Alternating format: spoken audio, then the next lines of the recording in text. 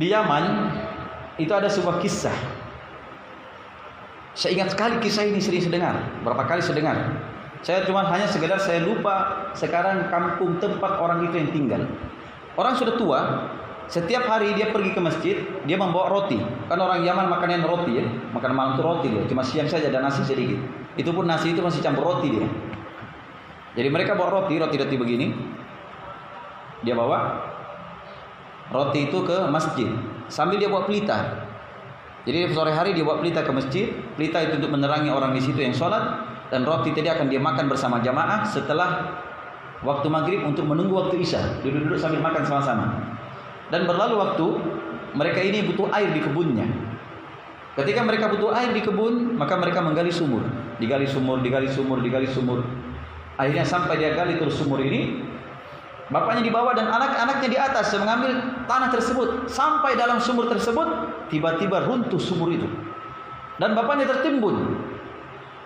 Maka setelah itu pun ketika dia tertimbun, akhirnya anak-anak coba menggali dan mereka tidak mampu lagi menggali, dan mereka biarkan begitu saja. Sudah sepakat mereka, kita biarkan inilah kuburan bapak kita. Tapi berlalu waktu setahun, 2 tahun, 3 tahun, sampai 6 tahun.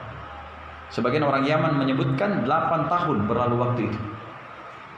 Akhirnya anak-anaknya ini butuh air lebih banyak untuk kebun mereka. Di sana itu memang bebatuan ya, tapi mereka punya sumur bor untuk pengairan sawah, pengairan kebun.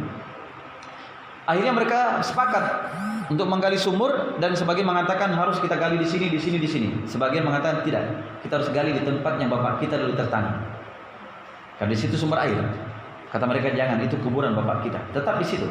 Akhirnya mereka gali sampai dalam, dan ternyata dilihat orang sementara tertunduk, kelihatan belakangnya dulu.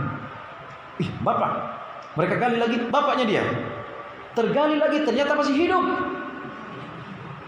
hidup dan dalam keadaan segar.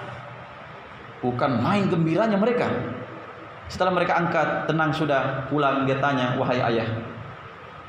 Di sana orang bilang abi itu aboy, bahasanya aboy, ya kan? Itu bahasa kasarnya mereka, bahasa pasarannya. Harus dengan abi ya, abi atau aba. Karena mereka panggil aba juga, kadang aboy. Nah, itu bahasa kampung itu. Kenapa bisa terjadi seperti ini? Kamu masih hidup, apa yang terjadi?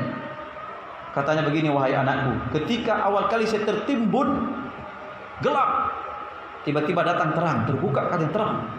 Dan setiap saya lapar ada yang bawakan saya makanan. Sungguh kata beliau, demi Allah, mungkin inilah Allah segerakan pahala buat saya dari apa yang telah dia perbuat. Mungkin ini adalah pahala yang Allah segerakan buat saya. Jelas sampai sini?